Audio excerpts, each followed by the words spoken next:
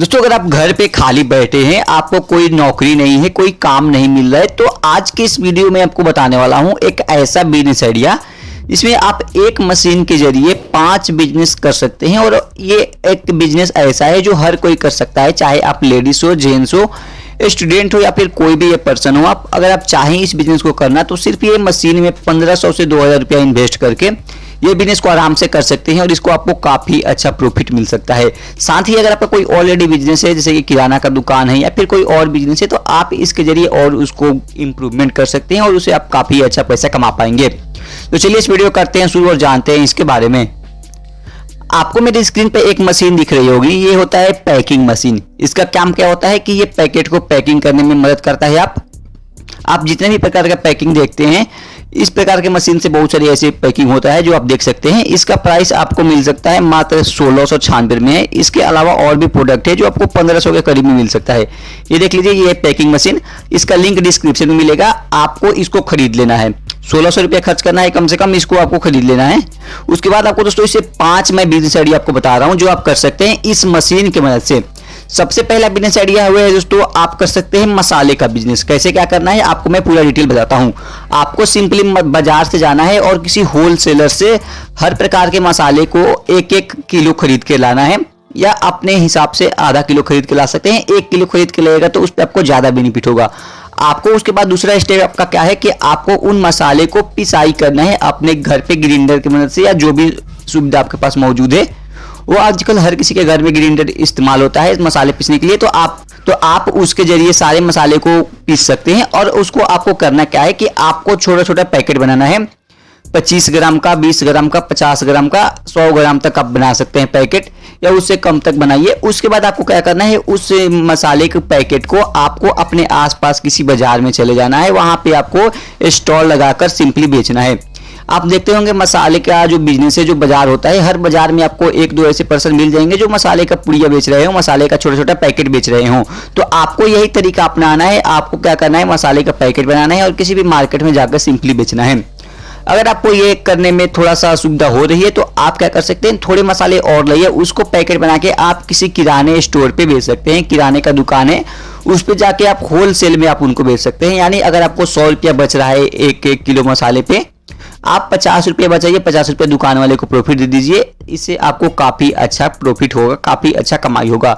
आप देख रहे हैं छोटे छोटे पैकेट मसाले के आते हैं 10 रुपया 20 रुपये का, उस प्रकार का पैकेट बनेगा तो आपको ज्यादा प्रॉफिट होगा। तो मसाले का बिजनेस भी आप कर सकते हैं।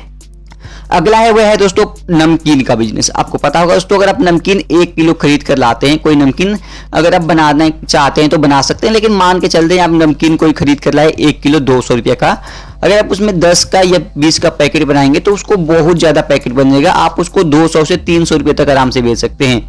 तो आपको क्या करना है, इसी मशीन से आपको अलग अलग पैकेजिंग बनाना है। पैकेट कहाँ मिलेगा, आप खरीद सकते हैं, 20-40 का पैकेट आता है, बहुत सारे उसका एक गत्ता आएगा, उसमें से आप पैकेट बना सकते हैं।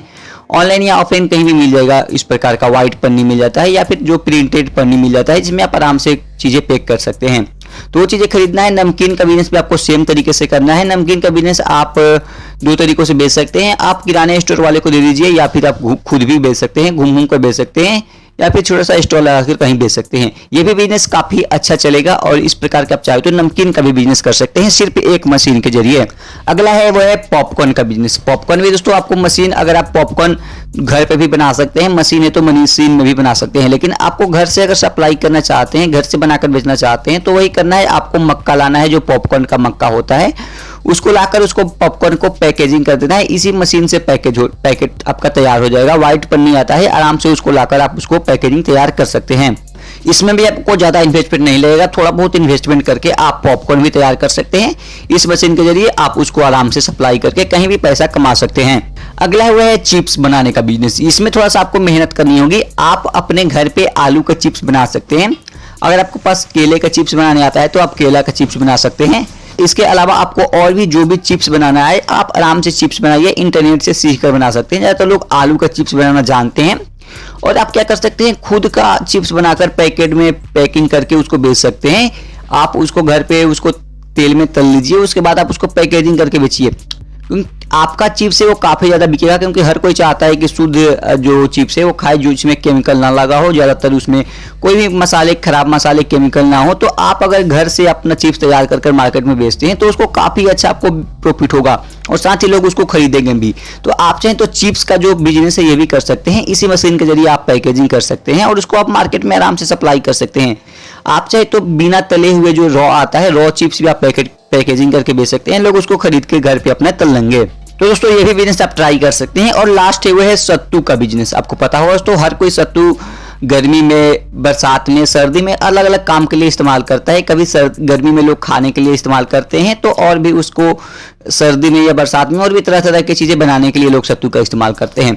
आपको क्या करना है कि आपको चना लेना है, भुना हुआ चना खरीद सकते हैं दुकान से, या फिर चना कांचा खरीद के उसको भून सकते हैं। फिर आप उसको मशीन में उसको सत्तू में के रूप में कन्वर्ट करवा सकते हैं, पिसा सकते हैं सत्तू के रूप में।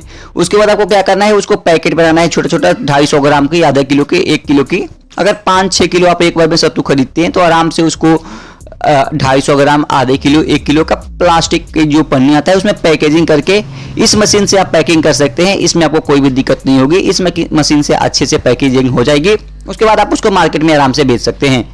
और ये चाहे तो आप किराने स्टोर वालों को भी दे सकते हैं, वो भी लेते हैं इस प्रकार का सत्तू का पैकेट खरीद के और वो भी मार्केट में बेचते हैं। तो आपके पास बहुत सारा बिजनेस आइडिया है, सिर्फ एक मशीन के जरिए आप कर सकते हैं।